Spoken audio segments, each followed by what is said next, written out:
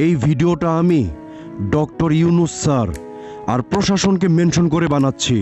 Doctor Yunus sir, আপনি গতকালকে ঘটে যাওয়া এক মর্মান্তিক ঘটনা, এক ছাত্রের সাথে যেটা ঘটে গিয়েছে, এটার সাক্ষী আপনিও হয়েছেন।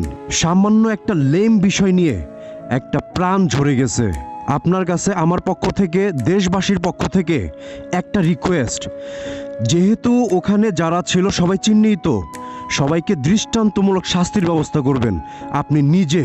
আর যেই মেয়েটাকে নিয়ে যেই ঘটনাটা ঘটছে, যে মেয়েটা মেইন মাস্টার মাইন্ড, আর একটা রিকোয়েস্ট করব, ওই মেয়েটাকে দেশবাসীর হাতে ছেড়ে দেন। একটা আইন বাংলাদেশের জনগণের হাতে ছেড়ে দেন, পোলাগো হাতে দেওয়ার দরকার নাই। ভদ্র সুশীল সমাজ যে মেয়েরা আছে, ভদ্র মেয়েদের হাতে ছেড়ে দিন, ঠিক আছে? এই একটা রিকোয়েস্ট থাকবে।